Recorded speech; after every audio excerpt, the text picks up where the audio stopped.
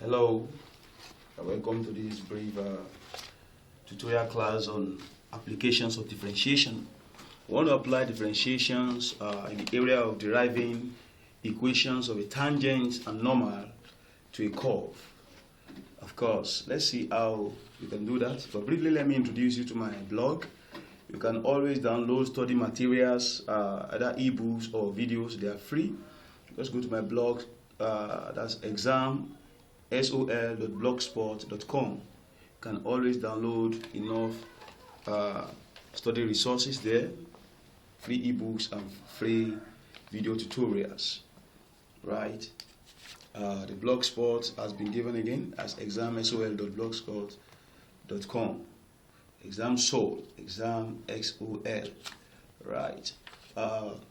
Just before we go further, we really need to understand some stuff in this particular area. But, remember, we're trying to derive equations of a tangent and normal to a curve. These are the basic equations of a straight line. It can be of the form y minus y1 equals to m into x minus x1, or y equals to mx plus c, or y minus y1 over x minus x1 equals to y2 minus y1 all over x2 minus x1. It can also be tan theta is equal to m, where theta here is the angle that the straight line makes with the positive x-axis. Remember, again, I said theta here is the angle that the straight line makes with the positive x-axis. Now, also we have a condition for perpendicularity when we have two straight lines where they are perpendicular to each other, such that line 1 has gradient m1 and line 2 has gradient m2. The product of the two gradients is going to be -1. That is the condition for perpendicularity. We also have a case of parallelism where two straight lines are parallel to each other. If the first one has gradient m1 and the second one has gradient m2, then m1 must be equal to m2. So that is condition for parallelism. Okay, now we can continue with our study. We are looking at how to deriving equations of a tangent and normal to a curve.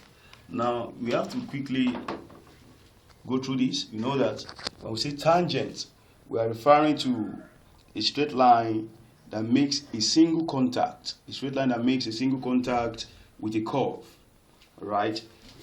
And from that we understand that a tangent is the slope of a curve.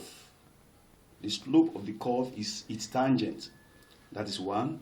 And secondly, any line that is drawn perpendicular to the tangent is called the normal to a curve. So you can see now that tangent and normal to a curve are perpendicular to each other. So if you can get the gradient of the tangent, then we can relate that to the gradient of the normal. Right? So from all this, we establish that the gradient of the tangent is m1, right, and gradient of a normal to the tangent is m2. Then m1 times m2 is going to be equal to what? -1. Right. Okay. So now let's see a problem that we can solve with this understanding. Right. Now the question is, if y is equal to x cubed, x to the power 3 minus 2x squared minus 5x plus 8, right, at the point on the curve where the tangent makes an angle of 135 degrees with the positive x-axis, find x.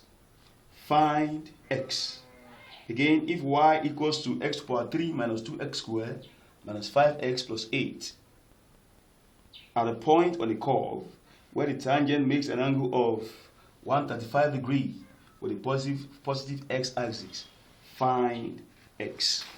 It's a very simple question. Now we have to first of all know that m is equal to tan 135 degree, right? That's established in the summary that I gave earlier. And tan 135 degree is minus 1. So that means the gradient of the line is what? Minus 31. The gradient of the line is what? 31. Remember, this is for the tangent, so that means the gradient of the tangent is what? Minus 1. Now, we have to find x. Now, finding x, we have to look at this function given to us. That's the y, the x. So the y, the x of the function, therefore, is going to be 3x squared minus 4x minus 5. So that is what? This is the derivative of this function. And remember, the y dx is also what? The slope of the tangent to a curve. Now we have two equations now standing for the tangent. From tan 135, we have this as the gradients, that is the slope of the tangent. We also have the y dx, which is also what? The slope of the tangent. That means equation 1 is equal to what? Equation 2. Now equation 1 is equal to 1. Equation is equal to minus 1. And equation 2 is equal to 3x squared minus 4x minus 5. So we're going to equate the two. 3x squared minus 4x minus 5 is going to be equal to minus 1. Then solving completely, we have 3x squared minus 4x. Now this is minus 5. When this minus 1 comes here, it becomes plus 1. Then we have minus 5 plus 1. Right. Now, so this is taking us to quadratic equation. So we have 3x squared minus 4x minus 4 equals to 0. So here we can solve quadratically. We solve quadratically for x here. We're going to have 3x plus 4, right? That's solving the equation quadratically here. We're going to have 3x plus 2, 3x plus 2, then into x minus 2 equals to 0. So we definitely have,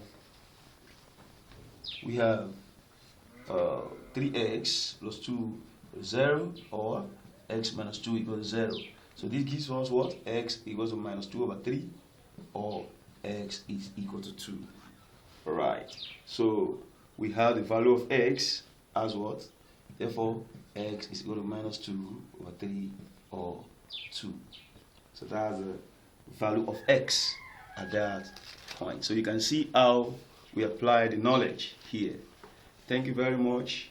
You can still go back again to my blog, as I've told you earlier, and check out some stuff that you can read to boost your score in your exams. I wish you all the best.